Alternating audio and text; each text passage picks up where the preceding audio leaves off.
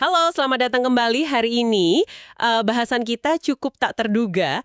Kita akan membahas sebuah renungan harian yang topiknya nomofobia. Yup, soal kecemasan kita kalau jauh dari ponsel. Betul. Dan yang lebih unik lagi, sumber yang Anda berikan, renungan dari Sabda Bina Umat GPIB ini, mencoba menjelaskannya lewat kisar kuno Yunus. Yunus yang ditelan ikan itu. Mari kita coba bongkar koneksi yang jujur aja kedengerannya aneh ini. Tentu. Jadi pertama nomofobia itu sendiri kan didefinisikan di sumber ini sebagai ketakutan atau kecemasan yang berlebihan saat kita terpisah dari ponsel. Tapi gagasan utamanya di sini adalah, ini tuh bukan masalah baru. Ini hanya gejala modern dari sebuah masalah yang sangat-sangat tua. Nah, disitulah kisah Yunus masuk. Oke, saya coba ikuti logikanya. Yunus kan dia melarikan diri dari perintah Tuhan. Dia ngerasa lebih tahu apa yang terbaik. Dia mencari rasa amannya sendiri. Sumber ini menyebut tindakan Yunus itu sebagai berpegang kepada berhala yang sia-sia. Wah, istilahnya kuat banget. Terus gimana ini nyambungnya ke kita yang lagi asyik scrolling media sosial?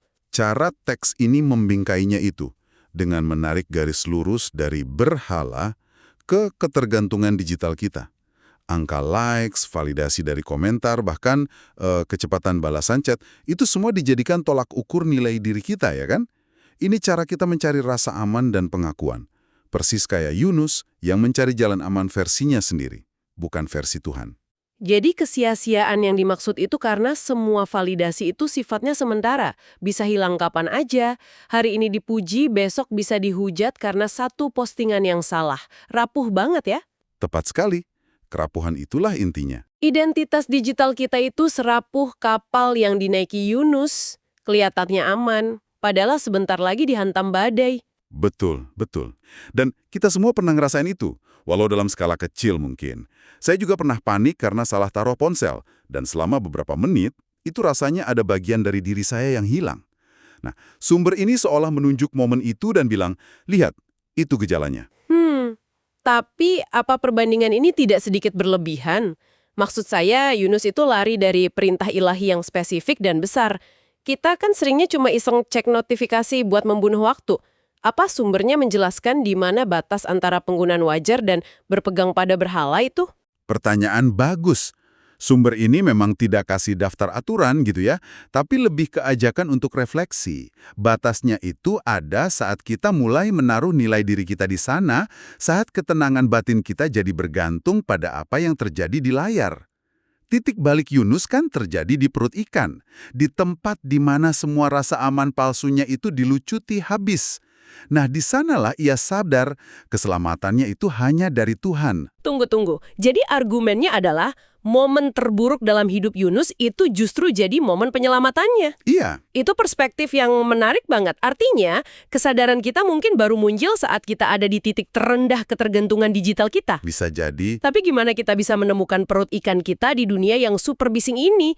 Apa kita harus nunggu sampai burnout dulu baru bisa sadar? Nah, disinilah soal pertobatan Yunus jadi relevan. Titik baliknya, menurut sumber ini, ditandai bukan cuma dengan penyesalan, tapi dengan sebuah nazar, sebuah janji konkret yang akan ia bayar. Ini penting, karena ini memindahkan niat dari sekedar perasaan, menjadi sebuah komitmen untuk bertindak. Sumber ini seolah-olah bertanya, apa nazar kita? Mungkin puasa media sosial sehari seminggu. Atau mematikan notifikasi setelah jam kerja, itulah perut ikan yang kita ciptakan sendiri secara sadar. Oke, kita sudah telusuri kisah Yunus. Tapi ayo kita tarik lagi ke masa kini.